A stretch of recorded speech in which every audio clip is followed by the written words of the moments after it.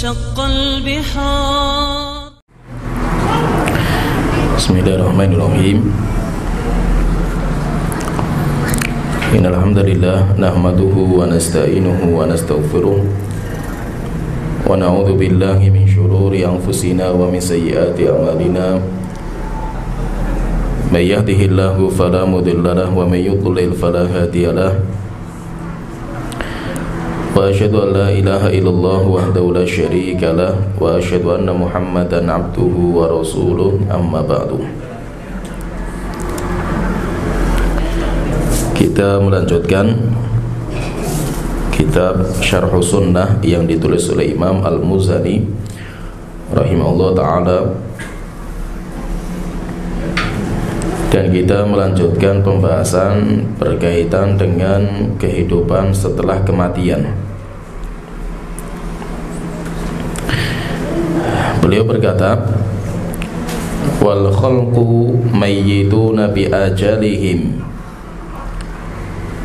dan makhluk mereka semuanya akan mati ketika datang ajal mereka. Inda nafadhi arzaqihim wan qita'i atharihim, ketika selesai rizki mereka dan terputus umur mereka. Thumma hum ba'da dhaqdati fil quburi musa'alun, dan mereka setelah dihimpit di dalam kubur, mereka nanti akan ditanya.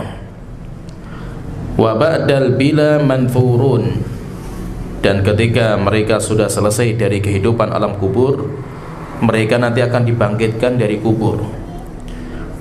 Wa yaumal qiyamati ila rabbihim mahsyurun, dan di hari kiamat mereka akan digiring menuju padang mahsyar. Waladil aradi alaihi muhasabun, dan mereka akan dihisab semua amal mereka bihadratil mawazin, di hadapan mereka ada timbangan amal, wa nasyri suhufid dawawin, dan akan diberikan sertifikat mereka amal masing-masing. Ahsahullahu wa nasuh, Allah akan menghitung semua amal mereka di mana mereka sudah lupa terhadap amal mereka. Fi yaumin kana miqdaruhu khamsina alfasanah, di hari di mana satu hari itu kadarnya 50.000 tahun. Law kana ghairullahil hakima baina khalqihi lakinnahu Allahu yadil hukma bainahum, jika yang menghisab itu adalah selain Allah Ta'ala, niscaya hisab itu akan susah. Tetapi nanti Allah sendiri yang akan menghisab. Bainahum bi'adlihi bimiqdaril qailati fid dunya, di mana Allah sendiri nanti yang akan turun untuk menghisab mereka dengan keadilan Allah Ta'ala. Dan waktu penghisaban Allah sangat cepat, bagaikan orang yang sedang tidur siang di dunia. Wa huwa asra'ul hasibin, dan Allah adalah sebaik-baik zat, secepat-cepat zat dalam menghisab. Kama bada'ahu lahum min syaqawatin wa sa'adatin yauma idzin ya'udun, akhirnya mereka akan kembali kepada sesuai dengan apa yang Allah takdirkan. Mereka bahagia atau mereka sengsara. Fariqun fil jannati wa fariqun fis sa'ir, ada golongan yang menuju surga, ada juga nanti golongan yang menuju neraka jahanam. Ini pembahasan kita ini sebelum kita masuk ke surga dan neraka, yaitu perjalanan kehidupan setelah kematian sampai fase terakhir, yaitu orang itu nanti masuk surga atau masuk neraka jahanam. Dan perlu kita pahami bahwa kita akan melewati 5 alam kehidupan. Kita nanti akan mengalami 5 alam kehidupan. Kita sudah merasakan 3 alam. Kita sudah merasakan 3 alam, tinggal 2 alam yang kita belum merasakan. Semua manusia itu akan melewati 5 alam ini. Alam yang pertama yang dilewati oleh manusia adalah alam janin. Alam janin ketika kita di dalam rahim ibu kita. Dan alam janin kita pun gak pernah tahu bagaimana kehidupan di alam janin. Cuma kita mendapatkan kabar-kabar dari Allah dan Rasul, ada sebuah kehidupan di dalam janin. Cuma bagaimana kehidupan mereka, wallahu a'lam, karena kita di alam yang berbeda. Kemudian alam yang kedua yang akan dilewati oleh manusia adalah alam dunia. Dan itu adalah alam sekarang, di mana di alam dunia antara jasad dan ruh menyatu. Tetapi hukum asal alam dunia itu adalah hukum asal bagi jasad dan roh ikut merasakan. Hukum asalnya itu jasad, sehingga yang dipegang ya jasad, yang disiksa ya jasad, yang dilihat ya jasad. Tetapi roh ikut merasakan. Kemudian alam yang ketiga, alam mimpi. Alam mimpi, di mana alam mimpi ada hubungan antara jasad dan roh. Ada hubungan. Tetapi alam mimpi itu adalah alamnya roh dan jasad ikut merasakan. Walaupun yang mimpi itu adalah rohnya, yang melihat kejadian-kejadian dalam mimpi itu adalah rohnya, tetapi jasad ikut merasakan. Kenapa? Karena ada hubungan antara jasad dan roh, itu ada hubungan. Kemudian alam yang keempat yang kita belum merasakan, yaitu alam kubur. Alam kubur, di mana dalam alam kubur antara jasad dan roh kita menyatu lagi. Cuma alam kubur itu adalah alamnya roh dan jasad ikut merasakan. Tetapi itu adalah alamnya ruh. Kemudian yang kelima, yang terakhir, dan itu fase terakhir atau alam terakhir, yaitu alam akhirat, di mana di alam akhirat jasad dan ruh menyatu kembali. Dan itu adalah alam sempurna bagi ruh dan alam sempurna bagi jasad. Jasadnya sempurna, ruhnya juga sempurna. Dari 5 alam ini sudah 3 alam kita rasakan. Alam janin, kemudian alam dunia, alam mimpi kita sudah merasakan. Tapi kita belum merasakan 2 alam. Oleh karena itu 2 alam ini, yaitu alam kubur atau alam barzah dan alam akhirat, itu merupakan perkara yang ghaib bagi kita. Kenapa itu merupakan perkara yang ghaib? Karena indera kita tidak bisa menembus. Kita tidak bisa menembus, sehingga kita nggak tahu bagaimana kehidupan alam kubur, bagaimana kehidupan alam akhirat, kita nggak tahu. Cuma alhamdulillah kita yakin bahwasanya kita pasti akan masuk di alam kubur dan kita pasti akan masuk di alam akhirat. Cuma keyakinan kita itu masih bersifat ilmu yakin. Jadi keyakinan itu nanti ada 3 tingkatan. Yakin itu sesuatu yang kita pastikan kebenarannya dan kita nggak ada keraguan. Itu namanya keyakinan. Saya meyakini bahwasanya perkara itu pasti benar. Cuma kita itu tidak ada keraguan dan kita nggak ada keraguan. Lah keyakinan kita itu nanti ada 3 tingkatan. Keyakinan itu ada 3 tingkatan. Yang pertama, tingkatan keyakinan yang pertama dinamakan dengan ilmu yakin. Tingkatan yang pertama dinamakan dengan ilmu yakin. Apa itu ilmu yakin? Ilmu yakin itu keyakinan di mana sumbernya itu dari ilmu dan informasi yang sampai kepada kita. Kita mendapatkan kabar banyak sekali dari Allah, kabar dari Rasulullah SAW, dan banyak sekali jumlahnya. Bahkan Rasulullah pernah masuk ke surga, neraka, bahwasanya ada namanya surga dan neraka. Ada namanya kehidupan setelah kematian, itu ada. Kita percaya, nggak ada keraguan sedikit pun. Tapi keyakinan kita itu masih bersifat ilmu yakin, karena sumbernya hanya ilmu, ya, wawasan atau informasi. Kita belum pernah melihat, kita belum pernah merasakan dengan indera kita. Nanti kalau kita sudah melihat langsung dengan mata kita, yaitu ada namanya alam setelah kematian, kita sudah melihat dengan mata kita. Maka kalau kita sudah melihat dengan mata kita, keyakinan kita naik. Keyakinan kita naik menjadi tingkatan ainul yakin. yaitu keyakinan yang bersifat indrawi, yaitu sudah kita melihat, itu kita sudah melihatnya, dinamakan dengan ainul yakin. Nanti kalau kita sudah merasakan, kita sudah masuk ke dalamnya, dan kita sudah merasakan bagaimana kehidupan di alam akhirat itu seperti apa sih, kehidupan surga neraka itu kayak apa, kita sudah merasakan ke dalamnya, maka nanti keyakinan kita akan naik lagi, dinamakan dengan hakul yakin, dinamakan dengan hakul yakin. Jadi kita misalkan ya tentang berkaitan masalah surga dan neraka, yang merupakan estafet terakhir kehidupan kita, di mana kehidupan di surga dan neraka itu kekal dan abadi. Keyakinan kita tentang surga itu nanti terbagi menjadi 3. Keyakinan kita tentang surga itu terbagi menjadi 3 tingkatan. Sekarang kita di dunia ini, tingkatan kita itu masih tingkatan ilmu yakin, di mana kita yakin ada surga dan neraka. Dari mana sumbernya? Dari informasi Allah, informasi Rasulullah SAW. Allah yang menciptakan surga dan neraka langsung, demikian juga Nabi Muhammad pernah masuk surga dan neraka. Kabarnya Allah dan Rasul banyak sekali, sehingga kita itu yakin adanya surga dan neraka.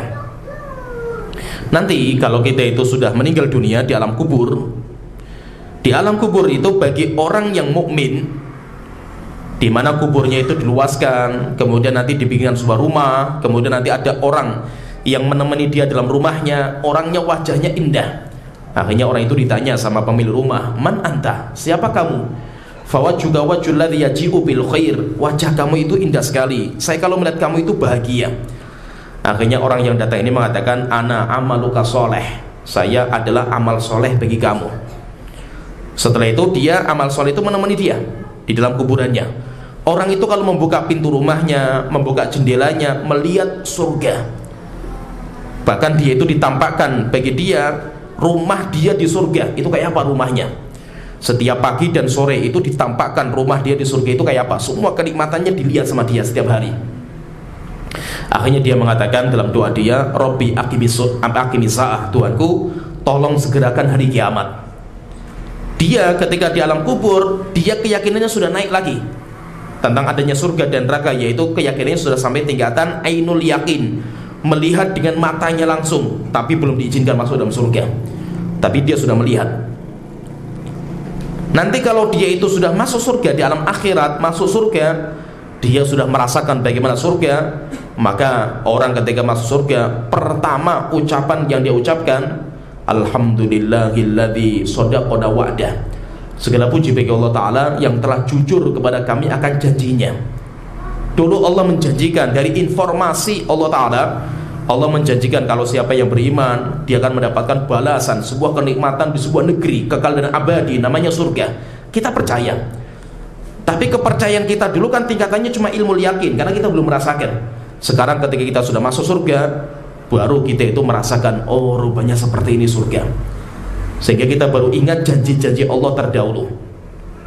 Ini tingkatan yang pertama. Tingkatan yang kedua, orang yang kedua, orang ketika di alam kubur, orang kafir, pelaku dosa dan maksiat, ketika ditanya nggak bisa menjawab pertanyaan malaikat, akhirnya dihimpitkan. Setelah itu dibikinkan rumah, kemudian datang orang yang menyertai dia, menemani dia dalam rumahnya. Seseorang yang wajahnya menyeramkan, ditanya, "Man anta? Siapa kamu?" Fawajhuka wajhu yaji'u bil syarr. Wajah kamu itu sangat menyeramkan. Akhirnya orang ini mengatakan, "Ana amulukal khabith." Saya itu adalah amal buruk yang kamu kerjakan di dunia. Setelah itu kalau dia itu buka pintu rumahnya, jendela rumahnya, melihatnya cuma azab yang Allah siapkan untuk orang itu di neraka jahanam. Akhirnya dia mengatakan, "Robbi la tuqimisa'ah." Tuhanku, tolong jangan tegakkan hari kiamat. Akhirnya nanti ketika orang itu masuk neraka jahanam, mendapatkan azab yang mengerikan di neraka jahanam, akhirnya dia itu menyesal. Jikalau saya dulu percaya dengan kabarnya Allah dan Rasul, sampai dia mengatakan, "Ya laitani takhadtu ma'ar rasuli sabila." Jika seandainya saya dulu ngikuti jalannya Nabi. "Ya laitani lam attakhid fulanan khalila." Jikalau saya dulu tidak menjadikan si A dan si B sebagai khalil saya, sebagai panutan saya, sebagai sahabat karib saya. Akhirnya ada cuma penyesalan. Berarti menunjukkan apa? Menunjukkan bahwa tingkatan keyakinan kita itu terhadap perkara akhirat atau perkara yang ghaib itu ada 3 tingkatan. Sekarang kita ini, tingkatan kita itu baru tingkatan ilmu yakin. Tingkatan ilmu yakin ini sesuatu yang ghaib. Jadi ghaib itu kita diperintahkan untuk beriman kepada yang ghaib. Alladzina yu'minuna bil ghaib. Allah Ta'ala berfirman, orang-orang yang beriman itu siapa? Orang-orang yang beriman kepada perkara yang ghaib. Subhanallah ya, fahami ya. Jika kita percaya dengan apa yang Allah kabarkan dan Rasulullah kabarkan, walaupun mata kita nggak pernah melihat, walaupun indera kita nggak bisa menerawang, kita bisa percaya, maka orang itu adalah orang yang paling beriman, orang yang imannya sejati. Kenapa? Karena kalau orang itu percaya dengan yang dilihat itu wajar. Dan rupanya manusia itu dia lebih percaya dengan apa yang dilihat oleh mata daripada yang dia dengar dari informasi, walaupun yang menyampaikan Allah dan Rasulnya. Kenapa? Kita itu ya, kita sudah tahu bahwasanya ada surga dan neraka, ada amal-amal yang bisa menyampaikan ke surga, ada dosa-dosa yang menyampaikan ke neraka. Kenapa kok kita itu masih malas sekali untuk beribadah? Contohnya misalkan sholat Jumat ya, misalkan saya contohkan, misalnya datang sholat Jumat, Rasulullah mengabarkan siapa yang datang di jam pertama seperti pahalanya seekor unta, datang di jam kedua seperti seekor sapi, kambing, ayam, telur. Ketika khotib sudah naik di atas mimbar, maka sudah tidak mendapatkan pahala. Kenapa kok kita itu malas sekali datang di awal waktu? Karena itu hanya informasi, itu hanya berita. Biasanya kita itu nggak terlalu percaya dengan informasi. Coba kalau seandainya ada masjid, di depannya itu ada unta, ada sapi, ada kambing, ada ayam, ada telur, langsung diberi siapa yang datang di awal waktu, orang berbondong-bondong. Kenapa? Karena sudah melihat.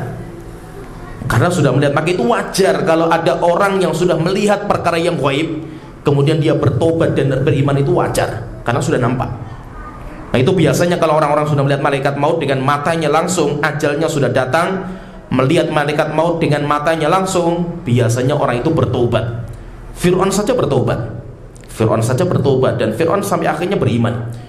Tetapi sudah tidak diterima lagi, sudah tidak terima. Demikian juga nanti ketika matahari terbit dari barat, orang semuanya melihat dengan matanya bahwasanya benar rupanya matahari itu terbit dari barat. Selama ini kabar Allah dan Rasulnya itu kayak kita anggap angin lalu saja gitu.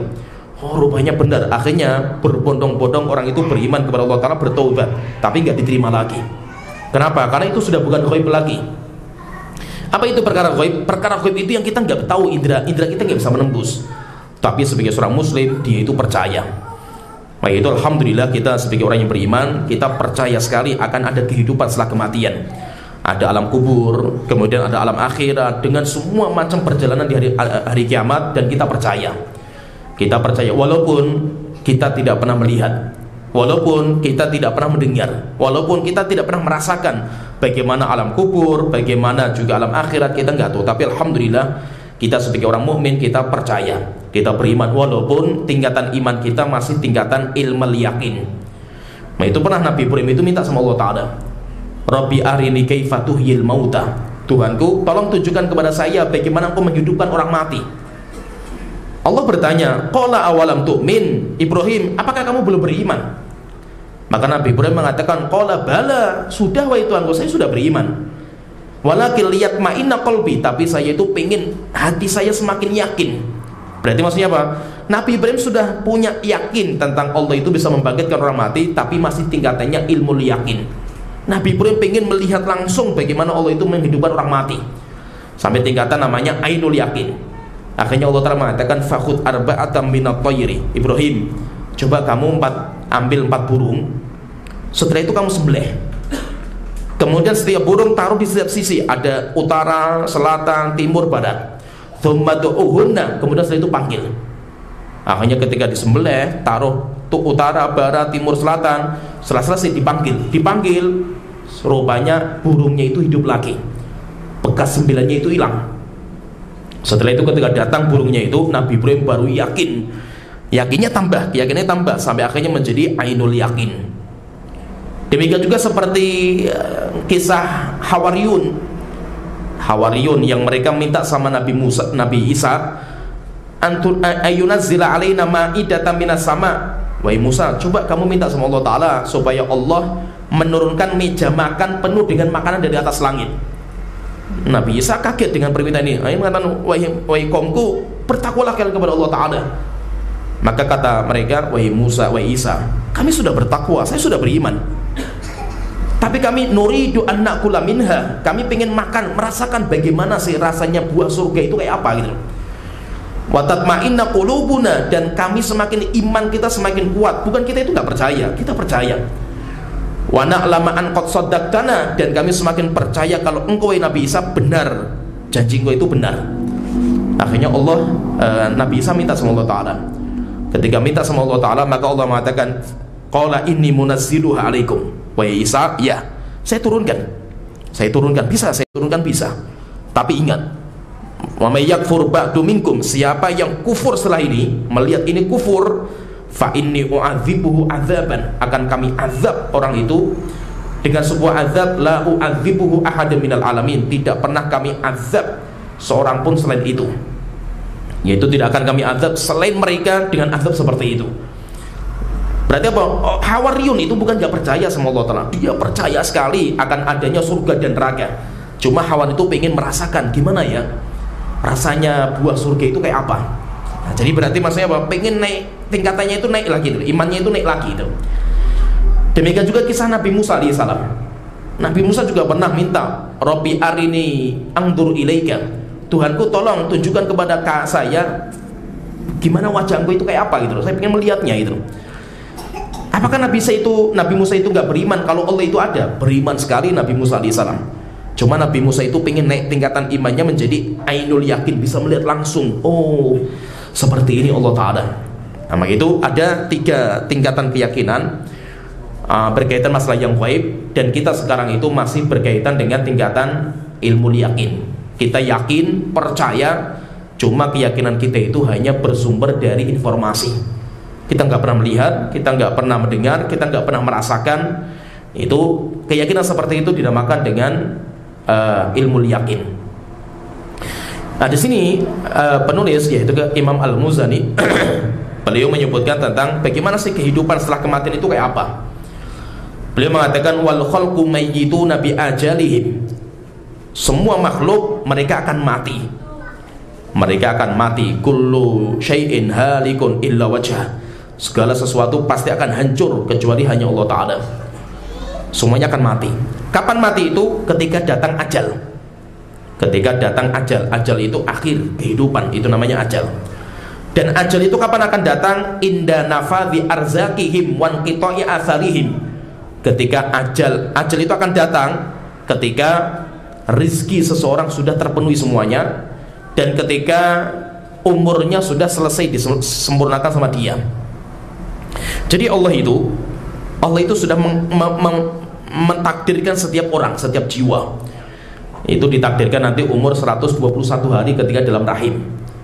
Ketika kita dalam rahim umur 121 hari, malaikat datang menemukan roh kita. Setelah itu malaikat mencatat umurnya kita berapa, rizkinya kita berapa, amal kita berapa, kayak apa, apakah kita bahagia atau sengsara, ditulis.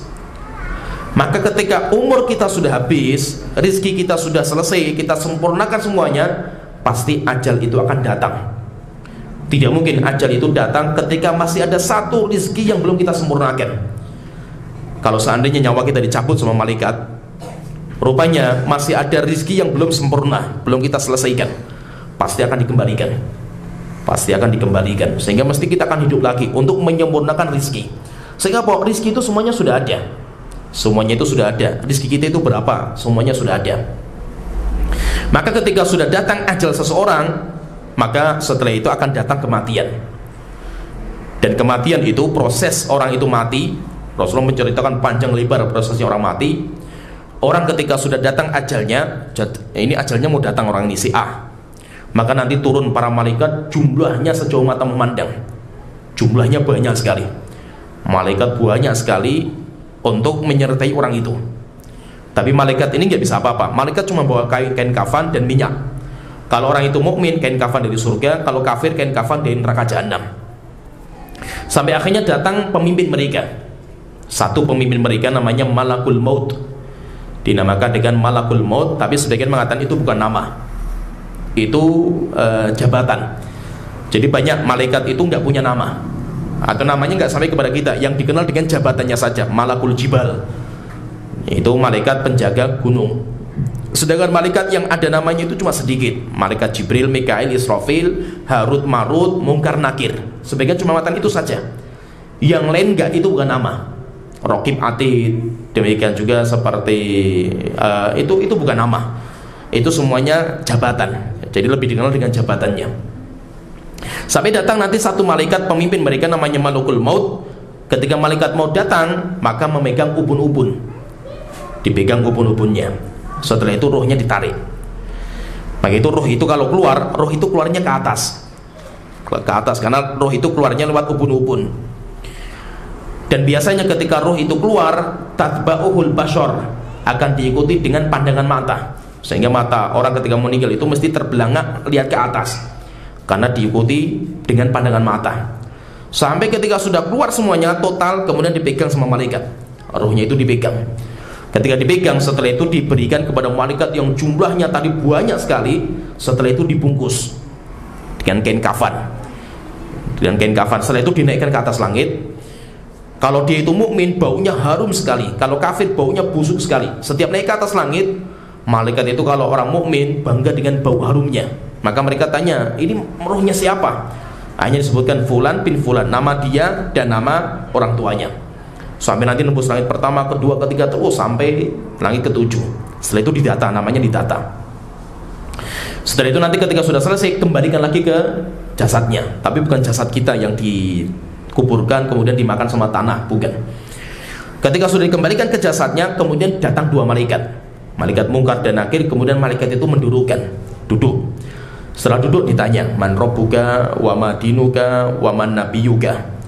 Ada juga yang pertanyaan itu 3, ada juga yang 2, ada juga pertanyaan yang sampai 4. Semuanya nanti berbeda-beda sesuai dengan kondisinya, kata para ulama. Setelah dia itu selesai menjawab, kalau dia bisa menjawab, kemudian nanti kuburannya diluaskan. Kalau tidak bisa, maka kuburannya disempitkan. Sampai akhirnya nanti disitulah nanti manusia itu hidup. Berarti apa? Alam kubur itu alam kehidupan, bukan alam kematian. Jadi alam kubur itu bukan alam kematian. Mati itu kapan? Mati itu cuma proses perpindahan alam. Saya dari alam dunia mau masuk ke alam akhirat atau alam kubur, maka proses keluarnya itu, roh dari jasad, itu yang dinamakan dengan alam kematian. Setelah keluar dari jasad, roh itu keluar dari jasad, maka setelah itu langsung masuk alam kehidupan berikutnya, namanya kehidupan di alam kubur. Jadi alam kubur itu ada kehidupan, di sana ada makanan, demikian juga ada kenikmatan, ada di alam kubur itu ada. Kemudian ketika sudah di alam kubur, nanti di alam kubur ada yang mendapatkan kenikmatan, karena kuburan itu merupakan awwalu manasilil akhirah, fase pertama untuk masuk alam akhirat. Fase pertama itu alam kubur. Utsman bin Affan itu sering beliau itu ziarah kubur, dan beliau itu kalau sudah ziarah kubur mesti menangis beliau ini, Utsman bin Affan. Sampai akhirnya ditegur sama orang, wahai Utsman, kenapa engkau itu kalau diingatkan surga dan neraka biasa, tapi kalau itu diingatkan alam kubur, engkau itu menangis? Maka beliau mengatakan, karena saya mendengar Rasulullah mengatakan kuburan itu manzilah pertama, tangga pertama untuk masuk alam akhirat. Siapa yang di tangga pertama itu mudah, maka setelahnya lebih mudah. Tapi kalau di sini itu susah, maka setelahnya lebih susah lagi. Sampai akhirnya ketika orang sudah selesai di alam kubur, sampai akhirnya nanti mereka ditidurkan semuanya. Ketika ditidurkan, nanti ditiup sangkakala, kemudian setelah itu nanti dihidupkan kembali. Akhirnya nanti orang itu mengatakan, man ba'atsana mim marqadina hadza. Siapa yang membangunkan kami dari tempat tidur kami ini? Berarti menunjukkan apa? Alam kubur itu tidur. Alam kubur itu ditidurkan.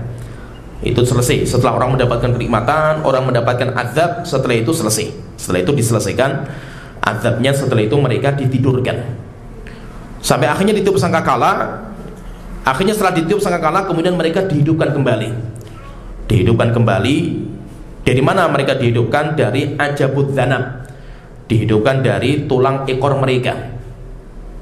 Nah, itu beliau mengatakan ketika ajal sudah datang. Karena kenapa ajal itu datang? Karena rizki sudah disempurnakan sama hamba itu, dan umur sudah selesai.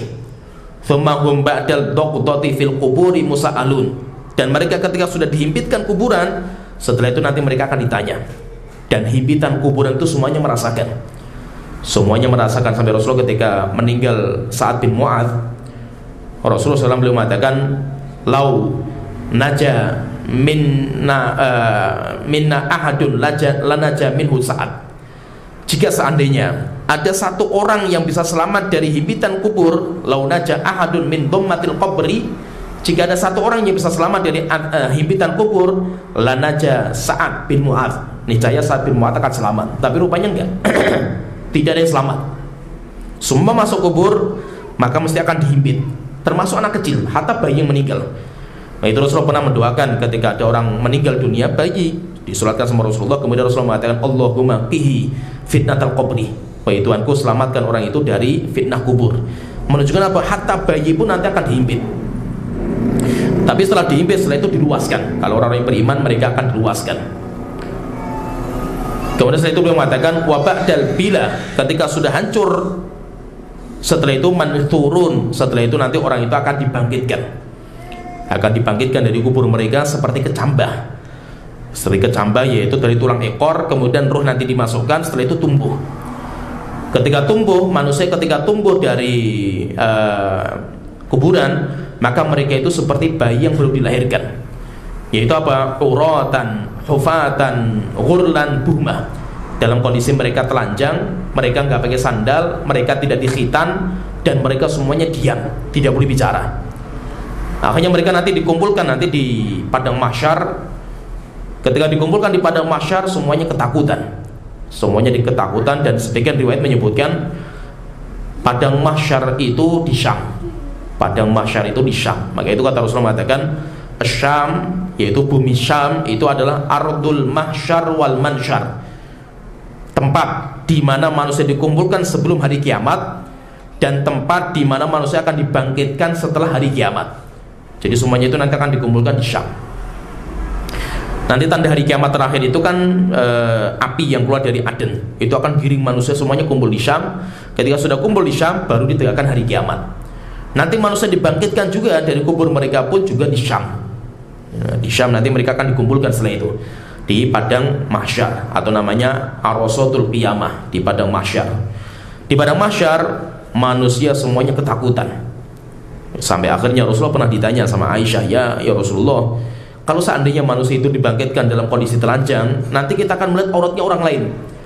Maka Rasulullah mengatakan, Aisyah, al-amru asyad, perkara itu lebih mengerikan daripada cuma sekedar melihat aurat orang lain. Orang sudah mereka nggak mikir aurat orangnya, semua orang mikir dirinya selamat atau tidak. Sampai akhirnya nanti dikumpulkan di padang mahsyar, kemudian matahari didekatkan 1 mil, setelah itu keringat bercucuran. Setelah itu nanti Allah datang, dan ketika Allah datang, semuanya dipingsankan semua. Semuanya dipingsankan, sampai akhirnya mereka bangun dari pingsan, tiba-tiba Allah sudah duduk di atas singgasana. Setelah itu Allah mengatakan kepada malaikat, wahai malaikat, datangkan neraka jahanam ke sini. Akhirnya neraka jahanam diseret sama para malaikat, membutuhkan 70.000 tali kekang untuk menyeret neraka. Setiap tali ada 70.000 malaikat yang menariknya. Sampai akhirnya neraka jahanam datang. Allah duduk di singgasana, setelah itu neraka jahanam datang. Walaupun neraka jahanam itu prosesnya masih jauh, tapi neraka jahanam didatangkan di padang mahsyar. Akhirnya ketakutan semakin merajalela. Takut dari Allah Ta'ala, takut melihat neraka jahanam, takut karena panasnya matahari, dan semuanya takut terhadap amal mereka masing-masing. Akhirnya semuanya orang kumpul di padang mahsyar, sampai akhirnya mereka semuanya ketakutan. Akhirnya nanti mereka itu berdiri, dan mereka itu nggak tahu keputusannya gimana ini. Allah cuma melihat mereka, dan Allah marah sekali dengan mereka. Akhirnya manusia nggak kuat. Setelah itu manusia datang kepada Nabi Adam, minta syafaat supaya Nabi Adam bilang sama Allah Ta'ala supaya Allah itu melanjutkan perjalanan kita. Nabi Adam nggak bisa.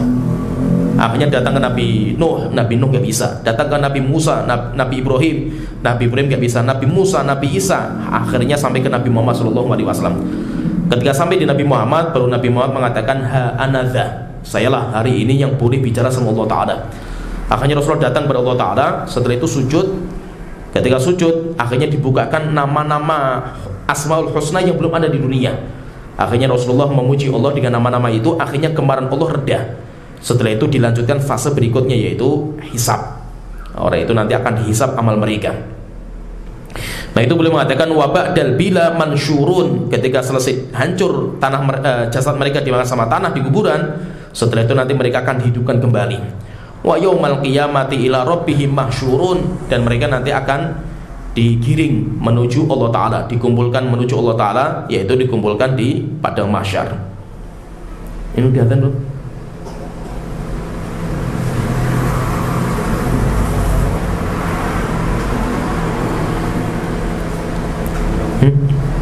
Belum. Ya, setelah itu dilanjutkan fase berikutnya, setelah itu dihisab. Apa itu hisab? Jadi hisab itu bukan timbangan amal. Fahami ini, karena saya banyak dapatkan orang keliru memahami hisab itu dengan ditimbang. Bukan. Hisab itu bukan timbangan. Hisab itu ada sendiri. Ada namanya hisab, ada namanya mizan. Hisab itu berbeda. Kalau mizan nanti timbangan amal, iya. Apa itu hisab? Hisab itu orang akan disidang untuk dibuka catatan amal. Itu namanya dihisab. Jadi nanti setiap orang itu akan dipanggil satu-satu. Ya fulan, ta'al. Si A, ayo maju kamu. Giliran kamu maju. Akhirnya ketika orang itu maju, dia itu melihat ke kanan, dia cuma melihat amal soleh yang dia kerjakan. Dia melihat ke kiri, dia melihat amal soleh yang dia kerjakan. Dia melihat ke depan, dia melihat api neraka jahanam yang sudah menyala-nyala. Wah, akhirnya ketakutan luar biasa orang ini. Akhirnya setelah itu dia maju di hadapan Allah Ta'ala. Setelah itu malaikat pencatat amal yang di kanan dan di kiri disuruh mendatangkan kitab tulisan amal. Hanya di bawah, tulisan amalnya di bawah. Setelah itu sama Allah dibuka satu persatu. Terjadi diskusi antara Allah dengan hamba itu langsung, tidak ada penerjemah. Satu persatu, sehingga apa? Marahnya Allah luar biasa, sehingga ketakutan kita itu semakin luar biasa di hadapan Allah Ta'ala. Akhirnya dibuka satu persatu, dibaca. Sebagian riwayat menyebutkan cara Allah membaca buku catatan amal itu caranya ada dua. Yang pertama, Allah menutup. Jadi ditutup, jadi dikasih kayak penutup, tirai, ditutup, sehingga manusia, jin, malaikat gak ada yang tahu hisabnya itu kayak apa, gak ada yang tahu. Cuma antara dia dengan Allah Ta'ala saja. Akhirnya dibuka satu persatu sama Allah Ta'ala. Kamu pada jam sekian berbuat seperti ini, kamu pada jam sekian berbuat seperti ini. Hamba itu juga hanya mengatakan benar wahai Tuanku, benar wahai Tuanku, benar wahai Tuanku. Sampai akhirnya orang itu sudah mau binasa, yaitu sudah mau nyerah dia itu. Akhirnya apa kata Allah Ta'ala? Allah Ta'ala mengatakan, wahai hambaku, qad satartuha laka fid dunya. Dosa-dosa yang kamu kerjakan ini dulu sudah saya tutupi, sehingga hatta istri kamu pun gak tahu itu. Wa ana aghfiruha lakal yawm, hari ini dosa-dosa itu saya ampuni semuanya. Bahkan yang lebih hebat lagi itu, ada orang sampai terheran-heran. Kenapa dibacakan kamu pada jam sekian di tempat ini kamu sedang baca Quran?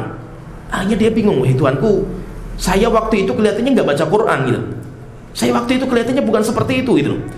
Akhirnya apa? Rupanya catatan amalnya sudah berubah. Sudah berubah. Yang dulunya dia berbuat dosa dan maksiat, catatannya sudah dirubah sama malaikat. Itu tingkatan dinamakan dengan tabdil. Jadi nanti tingkatan itu banyak. Tingkatan orang nanti akan dihisab, dibuka catatan amal itu ada yang dibaca sama Allah Ta'ala, berarti belum dihapus. Dibaca, hamba mengakui, tapi Allah memaafkan. Yang kedua, ada yang dilewati karena catatannya sudah nggak ada. Ada yang dilewati. Jadi sudah nggak dibaca lagi, sampai akhirnya hamba itu bertanya-tanya, kok banyak amal-amal saya nggak dibacakan gitu. Bukan nggak dibacakan, tapi tulisannya sudah nggak ada, dihapus tulisannya. Karena dengan kita bertobat kepada Allah Ta'ala, akhirnya dihapus. Ada ibu minat dzam kama la dzambalahu, kata Rasulullah, orang yang bertobat dari dosa kayak nggak punya dosa. Yang penting taubatnya dengan taubat nasuha, sehingga bahwa dosanya sudah nggak ada lagi catatannya. Yang ketiga, yang lebih hebat lagi, yang ketiga itu dihapus, setelah itu diganti dengan catatan kebaikan. Sehingga apa? Dibaca itu baik. Kamu berbuat pada tanggal sekian, ini berbuat kamu sedang sholat, kamu sedang baca Quran, kamu sedang ini. Padahal orang itu ingatnya sedang berbuat dosa dan maksiat. Ini tingkatan lebih tinggi lagi, nanti dinamakan dengan tabdil. Tapi untuk mendapatkan tabdil ini syaratnya berat. Syaratnya tiga. Setelah Allah menyebutkan dosa syirik, kemudian zina, kemudian membunuh, dosa-dosa besar semua itu. Setelah itu Allah Ta'ala berfirman, illa man taba, kecuali orang yang bertobat, wa amanah, kemudian beriman, wa amila amalan sholihan, dan dia beramal soleh. Tiga. Faulaika yubaddilullahu sayyi'atihim hasanat. Mereka orang-orang yang akan kami ganti kejelekan mereka dengan kebaikan. Tapi syaratnya 3. Yang pertama, dia itu harus bertobat dengan taubat nasuha, dan taubat nasuha itu nggak mudah. Kalau urusan kita dengan Allah semata, yaitu dosanya itu antara kita dengan Allah, maka tobatnya dengan 3 perkara: menyesali perbuatannya, meninggalkan perbuatannya, yang ketiga berjuang atau berniat untuk tidak mengulangi lagi. Ini berarti taubat nasuha dia itu. Tapi kalau ada urusan dengan hamba, dengan manusia yang lain, maka ditambah yang keempat, harus minta penghalalan di dunia. Kalau ini sudah kita selesaikan, maka urusan selesai di hari kiamat. Itu maksud yang pertama, yaitu syarat pertama, taubat. Wa amana, kemudian beriman. Setelah bertobat, beriman. Beriman itu apa? Apakah kita itu kafir harus beriman lagi? Bukan. Maksudnya beriman itu dia memperbaiki iman yang sudah usang. Orang berbuat dosa dan maksiat itu imannya itu usang, kayak aplikasi itu yang sudah usang, harus di-upgrade lagi gitu. Maka apa? Dengan dia itu bertobat, akhirnya dia itu memperbaiki keimanan dia itu. Dengan cara apa? Dengan cara bertobat. Bertobat dengan cara apa? Dengan cara belajar agama. Dengan cara belajar agama. Oleh itu kalau kita itu mau bertobat, syaratnya bukan hanya, kalau kita pengen baik itu bukan hanya bertobat saja, enggak. Kita bertobat, setelah kita bertobat, ngaji. Kita belajar agama kita supaya agama kita itu kuat dalam hati kita. Maka setelah dia bertobat, hijrah, setelah itu dia ngaji, belajar agama. Belajar agama, semakin kuat agamanya, berarti nanti dia semakin kuat imannya. Nah, setelah dia itu belajar, punya ilmu, setelah itu dia mengamalkan ilmunya. Mengamalkan ilmunya itu syarat yang ketiga.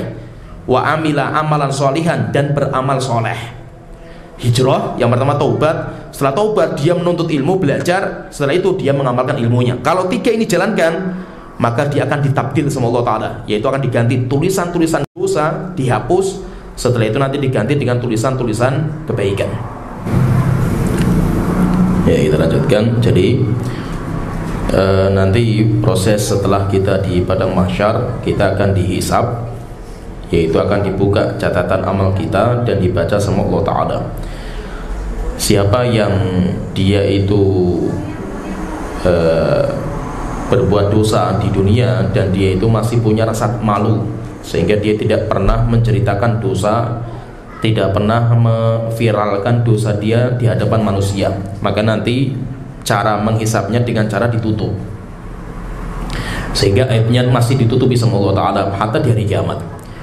Sedangkan orang-orang yang dia itu tidak punya rasa malu terhadap dosanya, sehingga dia berbuat dosa kemudian dia ceritakan atau dia viralkan, maka orang itu pun nanti di hari kiamat akan dibongkar semua dosa-dosa dia, sampai manusia, jin, binatang, malaikat, semuanya nanti menyaksikan.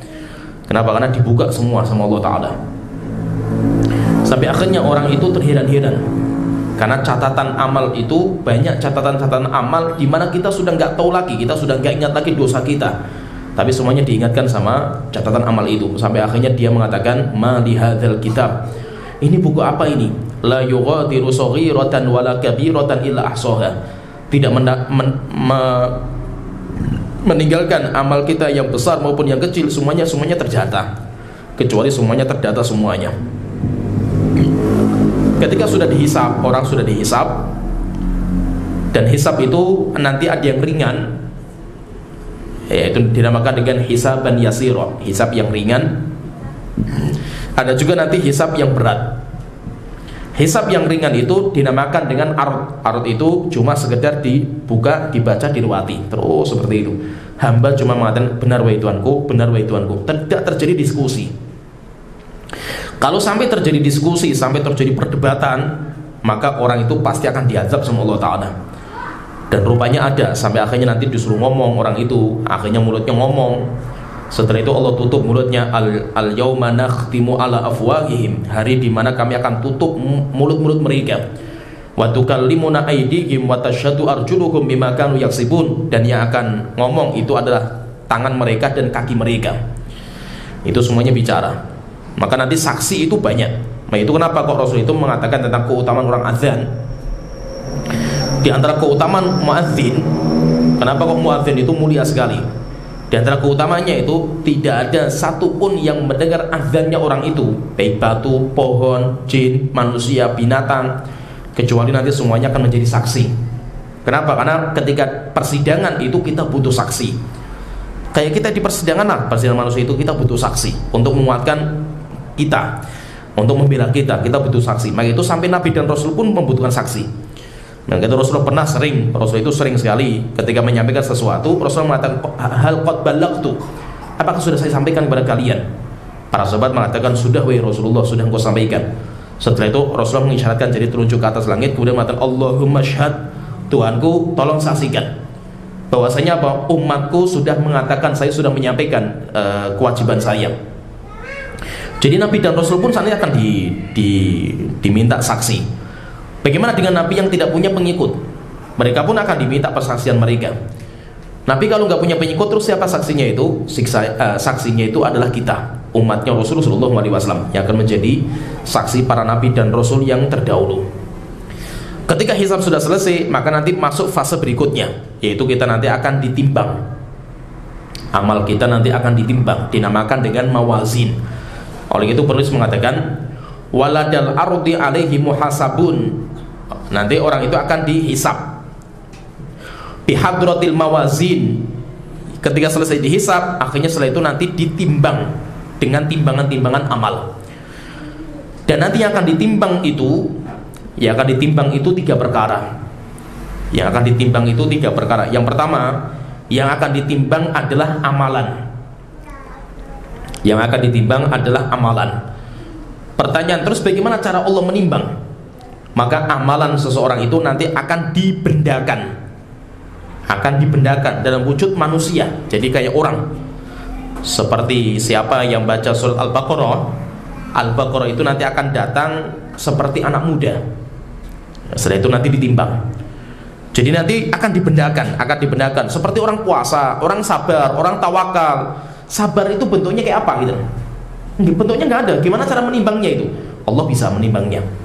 Sehingga berapa kadar sabarnya kita, berapa kadar iman kita, berapa kadar tawakal kita, itu semuanya nanti bisa ditimbang dengan cara dibendakan. Setelah itu taruh di timbangan. Setelah itu timbangan kejelekan ditaruh juga. Setelah itu ditimbang mana yang lebih berat. Jadi yang ditimbang itu yang pertama amal. Yang ditimbang itu amal. Yang kedua, yang akan ditimbang itu adalah catatan amal.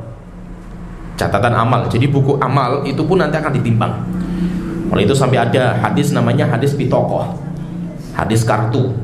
Karena orang itu 99 jilid dari catatan amal semuanya kejelekan, nggak ada kebaikan sedikit pun. Kebaikan dia cuma satu kartu, tapi isinya la ilaha illallah. Akhirnya hamba itu mengatakan, wahai Tuhanku, satu kartu dibandingkan dengan 99 jilid. Maka Allah Ta'ala mengatakan, wahai hambaku, engkau hari ini gak akan ditolimi. Setelah itu satu kartu ditaruh di satu timbangan, maka satu kartu itu lebih berat daripada 99 jilid. Menunjukkan apa? Berarti buku amal itu juga ditimbang. Kemudian yang ketiga yang akan ditimbang itu orangnya. Orangnya pun nanti akan ditaruh di timbangan. Sampai Rasulullah mengatakan, yu'ta birrajulis samin yaumal qiyamah. Di hari kiamat akan didatangkan orang yang gemuk sekali. Ketika ditaruh di timbangan, fala yazinu indallahi janaha ba'udah. Beratnya dia tidak lebih berat daripada satu sayap seekor nyamuk. Itu berarti apa? Orangnya akan ditimbang. Demikian juga Rasulullah pernah ketika orang itu mentertawakan betisnya Abdullah bin Mas'ud. Jadi Abdullah bin Mas'ud itu orang yang betisnya itu pendek. Jadi kalau jalan itu lucu, sampai akhirnya orang itu tertawa-tawa. Akhirnya beliau mengatakan, sungguh betisnya Abdullah bin Mas'ud ini nanti kalau ditimbang di hari kiamat lebih berat daripada satu gunung Uhud. Berarti menunjukkan apa? Menunjukkan orang itu akan ditimbang. Orang itu nanti akan ditimbang di hari kiamat. Berarti yang ditimbang itu tiga: amal, catatan amal, dan orang yang beramal. Setelah ditimbang nanti akan kelihatan itu berat yang mana, berat yang baik atau berat yang buruk. Dan rupanya tidak ada manusia itu yang dia itu bisa mendatangkan amalan murni. Maksudnya amal murni itu apa? Orang datang dari kiamat dengan membawa amal soleh saja, nggak punya kejelekan, nggak ada. Tidak ada. Semua orang itu pasti berkumpul antara kebaikan dan keburukan. Hatta orang kafir. Orang kafir pun juga bukan berarti mereka itu nggak punya kebaikan. Orang kafir banyak yang mereka itu berbuat kebaikan. Berarti menunjukkan apa? Menunjukkan bahwa semua orang itu punya kebaikan dan keburukan. Tinggal nanti ditimbang lebih berat mana. Sehingga standar keselamatan kita dari kiamat itu bukan murninya orang nggak punya kejelekan sama sekali, nggak mungkin. Karena yang tidak punya kejelekan itu hanya malaikat.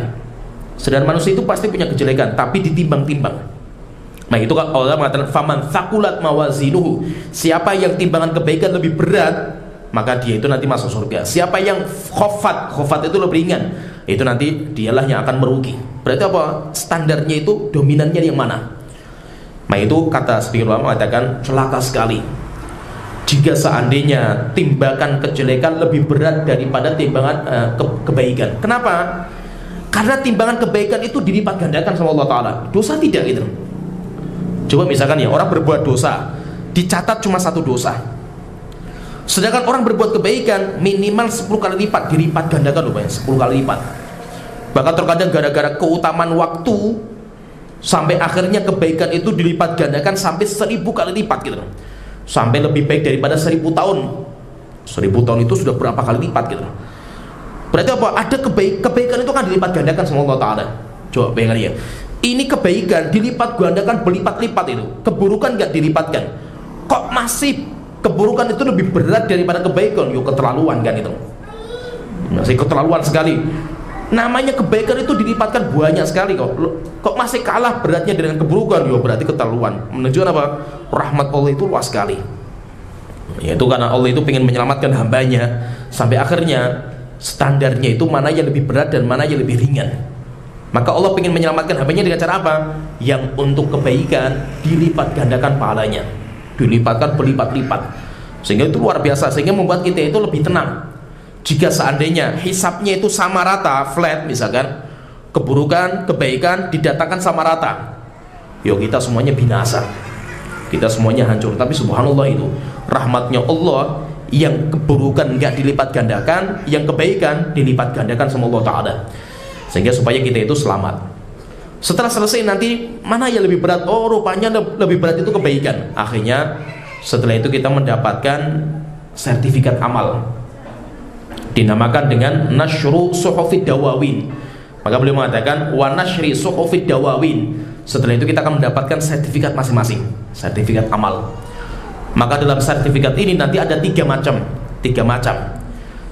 Yang pertama, siapa yang mendapatkan sertifikat biyaminihi, dengan tangan kanan, fayaquluha umqra'u kitabiyah, saking gembiranya sampai dia itu mengangkat sertifikatnya itu, catatan amalnya itu, sampai dia mengatakan manusia coba baca ini buku saya ini ya, saking gembiranya. Sedangkan orang yang menerima catatan amalnya dengan tangan kirinya, maka dia itu menunduk, malu, kemudian menyesal, kemudian menangis. Ada lagi yang ketiga, min wara'i dhahrihi, orang yang mengambil catatan amal dari belakang. Jadi ngasihkan itu bukan dari depan tapi dari belakang, sehingga dia itu ngambilnya dari belakang. Sebagian mengatakan ini bukan 3, sebenarnya 2. Maksudnya 2 itu apa? Kalau menerima dengan tangan kanan dari depan ngasihkannya, kalau menerima dari kiri itu ngasihkannya dari belakang. Saking hinanya orang itu, sampai akhirnya malaikat pun ketika memberikan sertifikat tidak mau dari depan dia, tapi dari belakang. Setelah itu beliau mengatakan ahsahullahu wa nasuh, Allah akan menghitung semua amal orang itu, dan Allah tidak mungkin melupakan sedikit pun, walaupun manusia sudah lupa. Fi yaumin kana miqdaruhu 50 alfasanah. Dan ketika dihisab, yaitu ketika nanti dihitung proses ini semua, hisab, timbangan, kemudian memberikan catatan amal bagi orang kafir, fi yaumin kana miqdaruhu 50 alfasanah. Lamanya mereka sehari itu lamanya 50.000 tahun. Ada riwayat yang menjelaskan bahwa 50.000 tahun itu bagi orang kafir. Jadi maksudnya apa? Hisabnya itu sampai sepanjang itu, sampai sepanjang hisabnya itu, saking lamanya, sampai debal, sampai hisabnya itu sampai 50.000 tahun lamanya. Itu kalau orang-orang yang kafir. Sedangkan orang-orang yang mukmin, ada sebuah riwayat, orang yang mukmin itu hisabnya mereka itu sangat ringan, sampai hisabnya mereka itu kayak antara zuhur dan asar, atau antara asar dan maghrib, saking ringannya.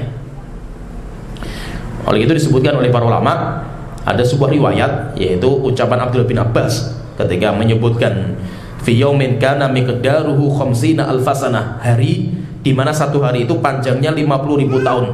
Beliau mengatakan hadza yaumul qiyamah, itu di hari kiamat. Ja'alahu Allahu 'alal kafirin, Allah menjadikan bagi orang kafir prosesnya itu miqdar khamsina alfasana, prosesnya sampai 50.000 tahun prosesnya. Sedangkan orang yang beriman, itu ucapan Abdullah bin Abbas. Ada juga hadis yang sahih dari Rasulullah. Rasulullah mengatakan yaumal qiyamati kaqadri ma bainadz dzuhri wal asri. Hari kiamat itu cepat prosesnya itu seperti antara waktu zuhur dan asar. Tapi bagi siapa itu antara waktu zuhur dan asar? Itu bagi orang-orang yang beriman. Saking cepatnya hisab mereka, sehingga hisabnya itu sampai saking cepatnya itu jarak antara zuhur dan asar. Jadi ini proses semua itu tiga proses itu dalam satu waktu. Setelah itu beliau mengatakan setelah selesai, laukana ghairullahil hakim baina khalqihi, jika seandainya bukan Allah yang memutuskan, pasti tidak akan terjadi keadilan. Walakinnahu Allah, tetapi rupanya menjadi hakim langsung itu Allah Ta'ala. Yadil hukma, Allah langsung turun tangan untuk memutuskan hambanya bi'adlihi, dengan keadilan Allah Ta'ala. Bimikdaril qailati fi dunya, seperti ibaratnya kayak orang tidur siang, yaitu saking cepatnya bagi orang-orang yang beriman itu. Wa huwa asraul hasibin, dan Allah itu adalah cepat-cepat zat dalam menghisab. Yaitu siapa itu? Allah Ta'ala. Bagi siapa? Bagi orang-orang yang beriman. Nah, setelah selesai ini hisab, timbangan, setelah itu nanti nasyub dawawin, kita mendapatkan catatan amal kita. Setelah ini baru kita proses berikutnya. Proses berikutnya yaitu kita bersiap-siap untuk menyeberang jembatan. Bersiap-siap kita menyeberang jembatan, dan proses ini proses yang paling menakutkan. Proses menyeberang jembatan itu paling mengerikan, sehingga di proses ini mengerikan sekali. Pertama yang disuruh nyeberang jembatan para nabi dan rasul dulu. Mereka semuanya nyebrang, nggak ada orang yang tidak nyebrang, semuanya nyebrang. Ketika sudah nyebrang jembatan, saking mengerikan itu, nabi dan rasul itu semuanya nanti berdiri di samping jembatan. Setelah selesai mereka semuanya berdoa, Allahumma salim, Allahumma salim. Nanti jor-joran itu kita di sini. Jor-joran itu kita di sini. Kita selamat atau tidak itu nanti kita di sini. Maka nanti manusia ketika menyeberang jembatan itu gelap gulita. Jembatan itu gelap gulita, dan jembatan itu di atasnya neraka jahanam. Jadi ibaratnya kayak sumur tua. Di atasnya itu ada besi, kemudian ada embernya itu besi. Lah ini bawahnya ini kayak neraka jahanam, neraka dalam sekali. Di atasnya itu jembatan. Gagal berarti kita itu turun ke jembatan, turun ke neraka jahanam, jatuh di neraka jahanam. Dan jembatan itu Rasul mengatakan ahaddu minas saif, lebih tajam daripada pedang, wa adaqqu minasy'ar, dan lebih lembut daripada rambut. Kemudian jembatan itu dari bawahnya ada kail-kail, yaitu kayak pancingan itu, kayak orang mancing. Kail-kail itu yang siap menusuk setiap orang yang menyeberang. Kita di sini itu butuh cahaya. Nah, itu banyak amal-amal yang bisa mendatangkan cahaya dalam agama kita kan banyak. Seperti misalkan kita berjalan kaki dari rumah menuju masjid di waktu yang gelap gulita. Itu nanti akan memanjangkan sinar kita di hari kiamat. Seperti orang berwudu, wajahnya akan bersinar, tangannya bersinar. Demikian juga seperti membaca surat kahfi misalkan, akan diterangkan nanti sinarnya, karena kita butuh cahaya. Orang-orang yang munafik, mereka ketika mau menyeberang jembatan, mereka itu punya cahaya karena mereka dulu beramal soleh juga, tapi akhirnya cahayanya dipadamkan. Sampai akhirnya orang-orang munafik mengatakan kepada orang-orang yang beriman, ungduruna naktabis min nurikum, bagi orang yang beriman, tunggu kami supaya kami bisa mengambil cahaya kalian. Tapi akhirnya disuruh mundur mereka, suruh mereka itu nanti berjalan ketika gelap gulita. Maka ketika menyeberang jembatan itu nanti manusia terbagi menjadi tiga. Orang yang menyeberang jembatan itu nanti ada tiga macam, kata Rasulullah. Yang pertama, najin musallam, orang yang sukses tanpa ada rintangan sedikit pun. Ini yang pertama, najin musallam. Ini hadisnya sahih. Rasulullah mengatakan najin musallam, ada yang selamat, tidak ada rintangan sama sekali. Yang kedua, wa najin makhdusun. Makhdus yaitu ada orang yang selamat tapi ancur-ancuran jasadnya, yaitu banyak kail-kail yang kena tubuhnya, tapi dia masih pegangan, walaupun sobek-sobek badannya sampai hancur badannya, tapi dia selamat. Kemudian ketiga, wa makhdusun fi nari jahannam, orang-orang yang berjatuhan ke neraka. Berarti nanti maksudnya itu ada 3 ini. Ada yang selamat tanpa ada rintangan, ada yang selamat tapi hancur jasadnya karena kail-kail itu, ada juga yang dia itu nggak selamat, berjatuhan. Yang selamat tanpa ada rintangan, mereka pun kecepatannya beda-beda. Ada yang kecepatannya mereka itu seperti mata berkedip sampai, ada yang kecepatannya seperti kilat, ada yang kecepatannya seperti angin bertiup, ada yang seperti kuda balap, ada yang seperti orang berlari, ada yang seperti orang berjalan, sesuai dengan amal masing-masing. Syaikhul mengatakan cepat lambatnya orang menyeberang jembatan itu sesuai dengan cepat lambatnya seseorang menerima kebenaran di dunia. Kalau kita itu mendapatkan kebenaran langsung kita terima dengan cepatnya, kata Syaikhul, mudah-mudahan orang itu cepat nanti menyeberang jembatan. Jadi semuanya nanti akan menyeberang. Dan nanti di proses menyeberang jembatan ini, karena paling mengerikan, proses yang mengerikan sekali ini, maka semua amal soleh yang kita kerjakan semuanya turun tangan semua. Semuanya itu semuanya membantu kita, jor-joran, habis-habisan lah gitu. Jadi itu fase terakhir, maka jor-joran lah. Kayak kita itu kalau mau main bola, sudah di detik-detik terakhir, wah itu jor-joran wes itu. Demikian juga kayak kita itu mau lari, sudah sampai estafet terakhir, wah kita sprint sejauh-jauhnya, sekencang-kencangnya. Demikian juga proses terakhir ini, jor-joran, sampai akhirnya semua amal sampai nyerah semua. Kata Rasulullah mengatakan hatta ta'jiza a'malul ibad, sampai semua amal kita itu semuanya nyerah, sudah nggak bisa bantu lagi. Dan yang paling banyak membantu itu, amal yang paling banyak membantu itu 2. Yang pertama amanah, yang kedua silaturahim. Amanah dan silaturahim itu paling kuat membantu kita. Yang satu di kanan, yang satu di kiri, mengawal kita terus itu. Tapi rupanya nyerah juga. Banyak amal-amal soleh nggak bisa bantu. Sholat kita sudah nggak bisa bantu, puasa sudah nggak bisa. Jor-joran akhirnya waktu itu. Akhirnya ada orang yang merangkak, kemudian bisa berjalan sedikit, disabet lagi dengan kail, kemudian ditarik, dia bisa pegangan, sobek badannya, nanti jalan lagi. Sampai berapa pun wallahu a'lam. Ketika orang-orang nanti sudah pada nyebrang semua, di sini kalau sudah menyeberang jembatan, baru orang itu akan ingat orang lain. Maka fahami ya, sebelum kita menyeberang jembatan, sebelum kita selesai, kita tidak akan mikir orang lain. Hatta istri kita, hatta suami kita, hatta orang tua kita, anak kita, nggak peduli kita. Oleh itu Allah Ta'ala berfirman, yauma yafirrul mar'u min akhihi, hari dimana orang lari dari teman akrabnya, wa ummihi wa abi, dari ibu dan bapaknya, wa sahibatihi wa bani, dari istri dan anaknya. Kenapa? Likulli imri'im minhum yauma idzin sya'nu yughni, karena setiap orang punya kesibukan masing-masing. Kapan itu? Sebelum kita nyebrang jembatan. Nanti kalau kita sudah selesai menyeberang jembatan, berarti kita sudah selamat ini. Selamat. Maka setelah itu kita itu nanti akan lapor kepada Allah. Kita akan cari teman-teman kita, keluarga kita, akan kita cari semua. Setelah itu nanti kalau kita nggak mendapatkan, kita tanya sama Allah, wahai Tuhanku, saya punya orang tua kok nggak kelihatan. Maka Allah Ta'ala mengatakan, coba pergi ke neraka jahanam, keluarkan mereka kalau mereka punya keimanan. Akhirnya kita masuk neraka jahanam, kita keluarkan mereka. Sampai akhirnya kita itu, maka manfaat kita itu banyak punya kenalan orang soleh itu manfaatnya di sini. Nah itu sering saya ingatkan itu, kita itu jangan terlalu pede dengan amal yang kita kerjakan. Mungkin kita lah sekarang ini rajin sholat, puasa, baca Quran, sedekah, masya Allah lah itu. Tapi belum tentu ada satu amal yang diterima sama Allah Ta'ala. Belum tentu diterima sama Allah Ta'ala ya. Terus apa yang bermanfaat bagi kita itu? Persahabatan. Nah itu fahami ya, komunitas yang baik itu dijaga.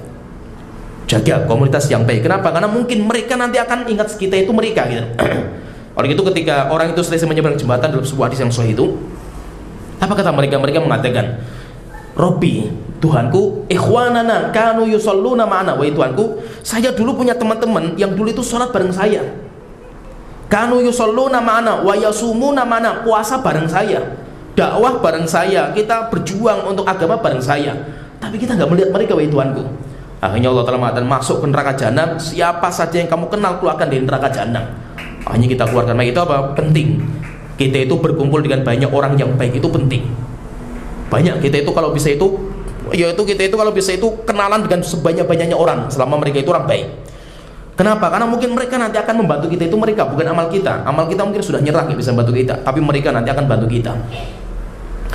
Nah, ketika sudah selesai, kita selesai di sini, maka setelah itu kita dari jembatan, setelah itu nanti kita digiring menuju ke tempat namanya kontoroh.